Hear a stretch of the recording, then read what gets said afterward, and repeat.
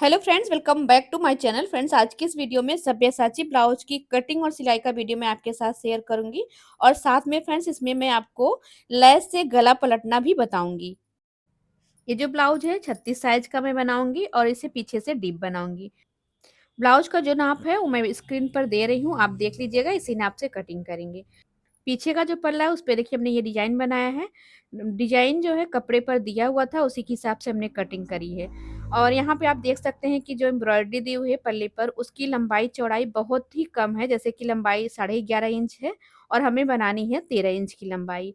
तो हमने इस तरीके से इसकी कटिंग करके ये वाला लुक दिया है। आप अपने हिसाब से अपना पीछे का गला बना सकते हैं। अब मैं आपको लंबाई नाप के दिखाती हूँ फ्रेंड्स। लंबाई देखिए यहाँ पे 13.5 इंच है। आधा इंच शोल्डर की सिलाई में जाएगा तो ब्लाउज 13 इंच तैयार आ जाएगा। अब हम ब्लाउज की लंबाई 13 इंच रेडी रखेंगे, उसके हिसाब से हम सारी कटिंग करेंगे।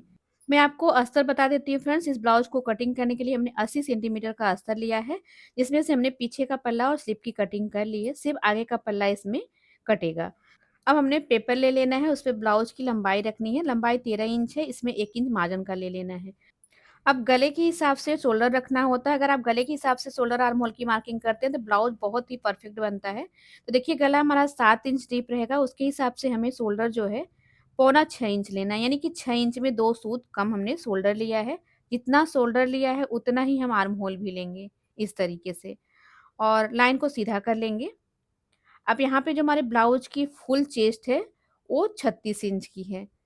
तो 36 का चौथा भाग लेंगे, वो 9 इंच का। तो देखिए यहाँ पे हमें 9 इंच पर मार्किंग कर लेनी है और 2 इंच हम यहाँ पर मार्जिन का लेंगे। ये देखिए इस तरीके से। अब देखिए फ्रेंड्स, कमर की मार्किंग करेंगे। कमर 30 है, उसका चौथा भाग लेंगे 7.5 इंच। और यहाँ पे हम 2.5 इंच मार्जिन का ले रहे हैं, क्योंकि इसमें आधा इंच हुकाई की पट्टी का है, तो हमने इसी में जोड़ लिया है।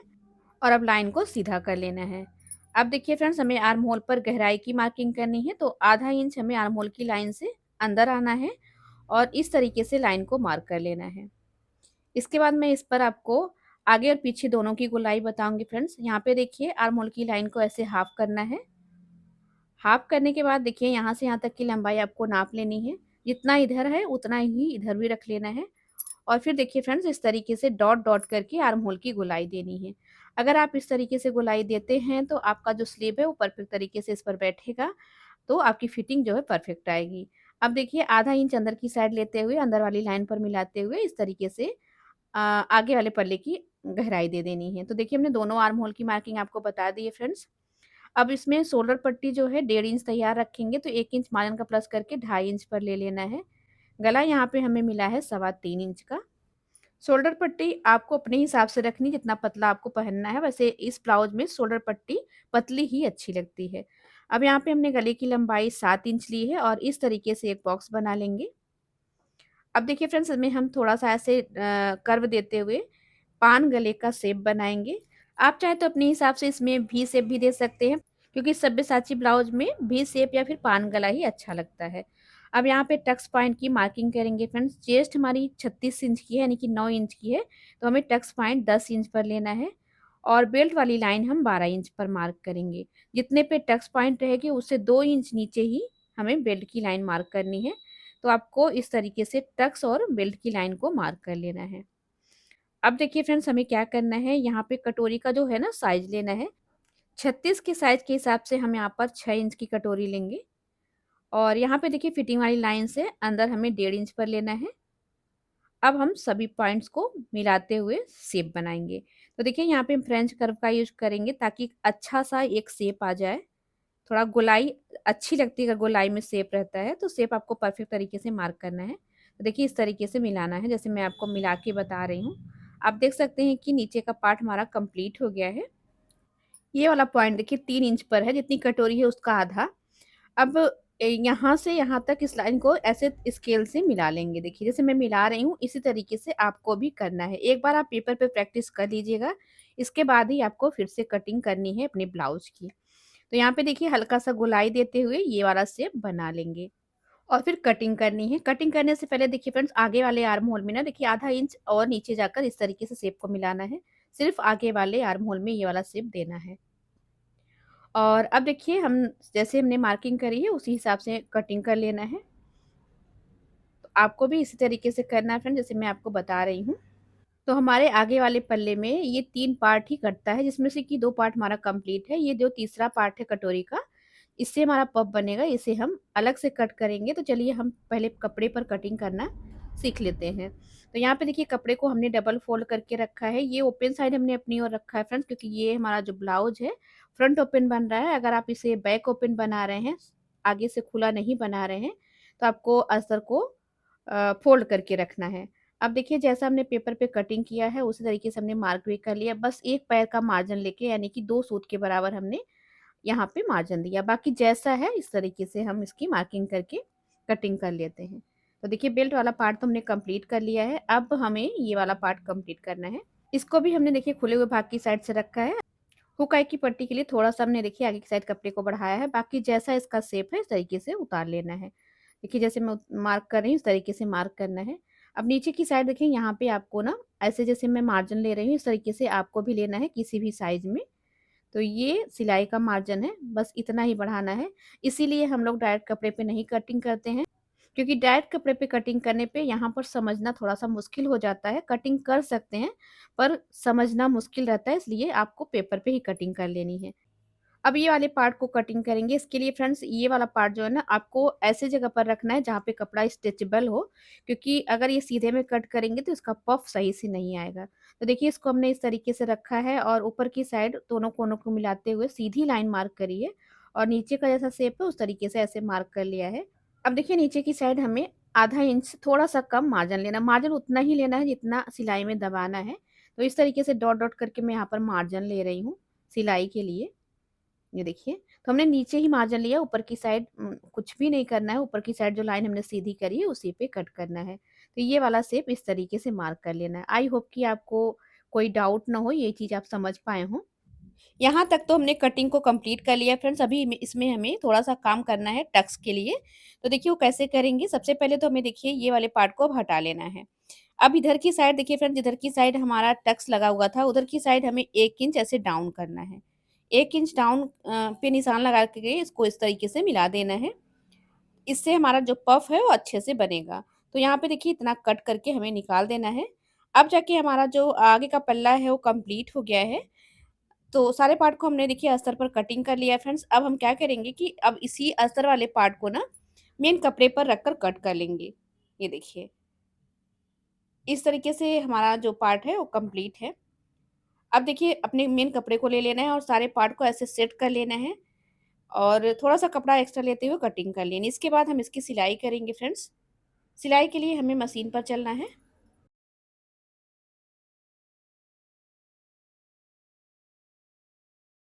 तो अब देखिए फ्रेंड्स हम मशीन पर आ गए हैं और हमने अपना मेन कपड़ा अस्तर के साथ जॉइंट कर लिया है। इसके बाद सबसे पहला काम हमारा है गला बनाना, तो गला हम लैस से बनाएँगे, लैस से ही हम गले को पलटेंगे फ्रेंड्स। इसके लिए क्या करना है, देखिए हमने समोसे वाली लैस ली है, इस लैस को इस पर देखिए पीछे से लैस पे उँगली लगाना है और मशीन को ऐसे चलाना है, इससे थोड़ी-सी लैस में ना फ्रिल बन जाएगी। तो आप देख सकते हैं कि लैस में थोड़ी-थोड़ी सी चुन्नट जैसी आ गई है। अब जब इसको हम गले पर बैठाएँगे ना तो ये अच्छे से बैठ जाएगी। जब भी आपको राउंड गला हो या फिर कर्व वाला गला हो, उस पर लैस बैठानी हो तो आपको यही कर लेना है। अब यहाँ पे देखिए हमने लेस को ना उल्टी साइड से रखा है। आप देख सकते हैं जैसे मैं आपको यहाँ पर दिखा रही हूँ। तो इस तरीके से रख कर के सिलाई करनी है। लेस को खींचना बिल्कुल भी नहीं है और गले के शेप के हिसाब से ही हमने लेस की सिलाई करी है। आप देख सकते हैं। अब क्या करना है, अब लेस को ऊपर की साइड पलट देना है। इससे हमारा गला भी बन जाएगा और लेस भी अच्छे से बैठ जाएगी। तो 2 काम हमारा एक साथ हो जा रहा है कि हमें गले पे पट्टी नहीं लगानी पड़ी और लेस भी लग गई। अब देखिए लेस पर हम सिलाई को डबल कर लेंगे ऐसे। इसी तरीके से फ्रेंड्स हमें दूसरी साइड के गले पर भी लेस को बैठा लेना है। ये देखिए इसको भी हमने कंप्लीट कर लिया है। अब ऐसे ही फ्रेंड्स हमें बेल्ट वाले पार्ट पर भी लेस को बैठाना है। तो मैं आपको दिखा देती हूँ कि मैंने बेल्ट वाले पार्ट पर भी लेस देखिए बैठा ली है। अब इसको नाप लेना है, दोनों पार्ट बराबर होना चाहिए। इसके बाद देखिए फ्रेंड्स हम नीचे की साइड ना कमर पर पट्टी लगाएँगे, क्योंकि हमने नीचे की साइड इसको पलटा नहीं है। अगर आपका मोटा वाला कपड़ा है तो आप पलट सकते हैं। ये कपड़ा थोड़ा पतला था तो हमने पट्टी लगाई है। पट्टी लगाने से फिनिशिंग अच्छी आती है और इस तरीके से फ़ोल्ड करके बड़ी बखिया की सिलाई लगा देंगे। बाद में इस पट्टी पर हम तुरपाई कर देते हैं और ये वाली सिलाई खोल देते हैं।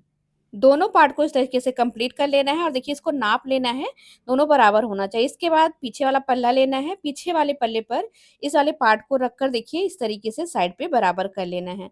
इससे जब आप फिटिंग लगाएँगे तो आपको दिक्कत नहीं आएगी। अगर आपका ऊपर कोई भी पार्ट बड़ा हो रहा है तो आप उसकी छँटाई कर दीजिए, दोनों बराबर होना चाहिए। अब यहाँ पे देखिए ये वाला पार्ट लेना है, इस पे हमें कटोरी वाले पार्ट को जॉइन करना है जिससे कि हमारा पफ बनेगा। तो यहाँ पे देखिए इस तरीके से इस वाले पार्ट को हम जॉइंट करेंगे, आप देख सकते हैं। एक भी पार्ट को खींचना नहीं है, बराबर से रखकर सिलना है, जैसे मैं सिल रही हूँ, ये देखिए।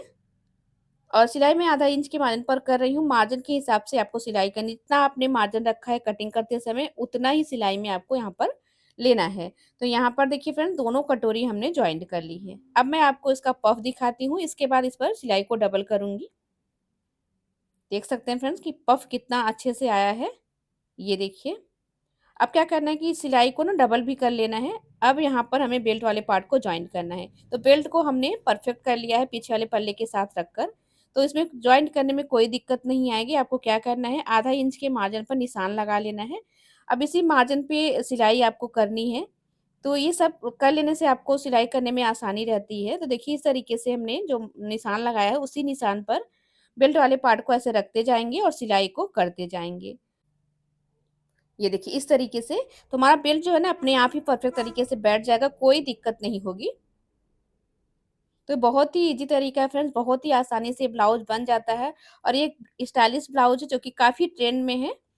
तो इस तरीके से देखिए एक पार्ट हमने तैयार कर लिया है। यहाँ पर देखिए थोड़ा बहुत अगर आपको तिरछा लग रहा है तो उसको कट करके सीधा कर सकते हैं। तो इसी तरीके से देखिए दूसरा पार्ट भी हमने तैयार कर लिया है, फिर दोनों को नाप लेना है, दोनों बराबर होने चाहिए। अब हम बटन पट्टी वाले पट्टी को तैयार करेंगे। यहाँ पे हमने कपड़े के साथ अस्तर को भी जॉइंट किया है। तो देखिए इस तरीके से हम अस्तर को कपड़े के साथ सिल करके पलट करके एक पट्टी तैयार करेंगे। इससे बटन पट्टी बहुत ही फिनिशिंग के साथ लगती है। इस पट्टी पर हमें आई बनानी है। तो यहाँ पे देखिए पट्टी को हमने सीधी साइड से रखा है, इसके ऊपर ब्लाउज के पार्ट को रख लेना है और नीचे से पट्टी देखिए इस तरीके से फ़ोल्ड कर देनी है। ये देखिए इस तरीके से। अब इसी तरीके से ऊपर की साइड भी हम फ़ोल्ड करेंगे, जो भी एक्स्ट्रा पट्टी है उसको कट कर देना है आधा इंच छोड़ कर के। अब ऊपर की साइड भी फ़ोल्ड करके इस तरीके से सिलाई लगा देंगे तो पट्टी बैठाने में थोड़ी आसानी रहेगी। ये देखिए इस तरीके से पलट देना है बस, और कुछ भी नहीं करना है, पट्टी बहुत ही फिनिशिंग के साथ बैठ जाती है, ये देखिए। तो इस तरीके से आप पट्टी को लगा सकते हैं, बाकी आपका अपना जो तरीका है आप अपने तरीके से लगा लीजिएगा। मैंने आपको एक आइडिया दे दिया है, आप चाहे तो इस तरीके से भी लगा सकते हैं। इधर की साइड हमने देखिए बटन पट्टी लगाई है, अब इधर की साइड हम लगाएँगे हुक की पट्टी। तो इस पर हम अस्तर की पट्टी लगाएँगे, उसको ऊपर की से सिलकर नीचे की साइड पलटना है, ये देखिए जैसे मैं आपको बता रही हूँ। तो इस तरीके से हमने हुक आई की पट्टी भी फिनिशिंग के साथ लगा दी फ्रेंड्स। और हमारा आगे का पल्ला इसी के साथ कंप्लीट हो जाता है। अब हम पीछे वाला पल्ला लेंगे और इसके साथ आगे वाले पल्ले को जॉइन करेंगे। तो पीछे के पल्ले को ले लेना है, नीचे से बराबर करना है और देखिए साइड से बराबर करना है। इसके बाद शोल्डर को जॉइन कर लेना है। तो आप देख सकते हैं कि हमारा दोनों पार्ट एकदम बराबर से आ रहा है फ्रेंड्स। अब दूसरा भी पार्ट इस तरीके से जॉइंट करना है, आपको नीचे से बराबर कर लेना है, साइड से बराबर कर लेना है और आर्म होल की साइड से भी परफेक्ट कर लेना है। शोल्डर सीधी साइड से हमने जॉइंट किया है, अब इसको उल्टा करके उल्टी साइड से आधा इंच के मार्जिन पर सिलाई करेंगे। इससे जो सिलाई है वो अंदर चली जाएगी, फिनिशिंग अच्छी दिखेगी, इसलिए हम इस तरीके से कर रहे हैं। अब देखिए फ्रेंड्स क्या करना है, इस तरीके से दोनों पार्ट को हम सीधी साइड से रखेंगे और साइड से बराबर करके रखेंगे। थोड़ा-सा ऊपर-नीचे दिख रहा है ना, तो आपको उसको कट कर देना है ताकि जब आप स्लीव को इस पर बैठाएँ तो स्लीव की जो जॉइंट की सिलाई है वो ऊपर-नीचे ना आए, बराबर से आए। तो दोनों साइड देखिए हमने जो भी कपड़ा एक्स्ट्रा था कट कर दिया है, अब स्लीव को बैठा लेना है। इसके बाद इस पर फिटिंग लगानी है। फिटिंग लगाने के लिए देखिए फ्रेंड्स क्या करना है, पीछे वाले पल्ले पर बीच में निशान लगा लेना है। आगे वाले पल्ले को पीछे वाले पल्ले के निशान से मिलाते हुए सीधी साइड से देखिए किनारे की सिलाई लगानी है। सिलाई लगाते समय स्लीव का दोनों जॉइंट बराबर से मिलना चाहिए और यहाँ पे थोड़ा बहुत जो कपड़ा एक्स्ट्रा है उसको कट कर देना है। दूसरी साइड भी इस तरीके से करना है। पीछे के सेंटर पर आगे का सेंटर मिलाना है और एकदम किनारे से सीधी साइड से सिलाई करनी है, स्लीव का जॉइंट मिला करके। देखिए जैसे मैं आपको करके बता रही हूँ फ्रेंड्स, इसी तरीके से करनी है, इससे फिटिंग बहुत ही परफेक्ट आती है, कोई भी पार्ट ऊपर-नीचे नहीं होता है और फिनिशिंग भी अच्छे से आ जाती है। अब देखिए हमने इसे उल्टा कर लिया, उल्टी साइड से कमर का चौथाई भाग लेंगे 7.5 इंच। चेस्ट नापने की कोई ज़रूरत नहीं है, सीधी सिलाई आपको लेके आना है और यहाँ पे स्लीव की मोहरी नाप लेनी है, क्योंकि ब्लाउज में जब सिलाई सीधी आती है तभी फिटिंग अच्छी आती है। तो हमने देखिए सीधी सिलाई ली है, स्लीव की मोहरी भी नाप ली है और फिटिंग लगा के कंप्लीट कर लिया है। अब मैं आपको देखिए दूसरी साइड से दिखाती हूँ फ्रेंड्स, जहाँ पे हमने कटिंग करते समय मार्क किया था उसी पे हमारी फिटिंग की सिलाई आई है। ये हमारे ब्लाउज का फाइनल लुक है फ्रेंड्स। आपको कैसा लगा कमेंट करके ज़रूर बताइएगा। अगर वीडियो अच्छा लगा हो फ्रेंड, वीडियो को लाइक करके शेयर कर दीजिएगा। Thank you.